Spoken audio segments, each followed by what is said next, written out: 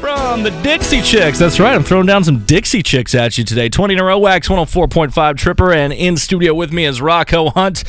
Rocko, so we were talking a little bit I'm always interested in this as someone who plays music and gets to meet a lot of people. We were talking about meeting some people off the stage. So, like, in your experience, who have you been, maybe that you've passed ways with, or maybe that you played, like, who have you been, like, most starstruck or intimidated or super excited to play with?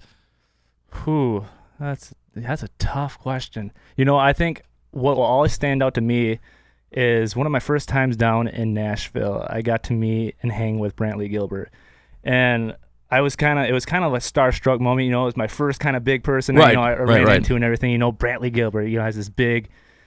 When I met him and everything, he was pretty chill, you know. And this is back. He don't drink anymore, but we had some drinks and everything, and you know, he was really just who he is, like who he presents himself to be.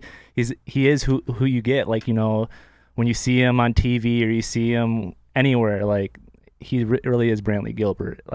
And we spoke to that. I mean, not everyone's like that too. You meet some of the people, there's, you know, it's show business still. There's personas, this, that, just like that. Because some of his songs, like, which probably came from something, some of his songs are still very much party, but it's like he's sober as a judge now, right? For sure. Who's on your list now of someone that your absolute dream collaboration that you'd want to play with? Who's that person, and why is it Taylor Swift?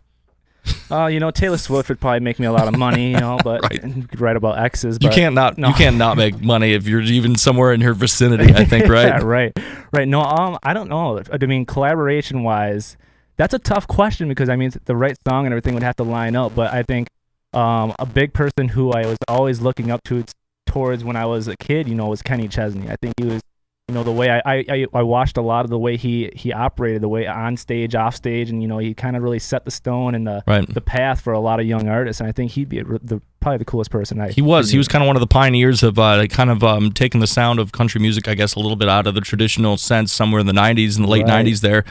And also, if you hung out with Kenny Chesney, you may or may not ever have to wear sleeves or shoes again. That would be a plus. Right? That would be a plus. They're like, does he get stopped at a grocery store with no shoes, no shirt, no serve? And they're just like, nah, it's Kenny. Like, this is just how it rolls. Yep, pretty much. Go buy a pina colada. Kenny Chesney's Kenny Chesney and Jimmy Buffett, and I'm missing one of them. That's all. Sammy Hagar, right?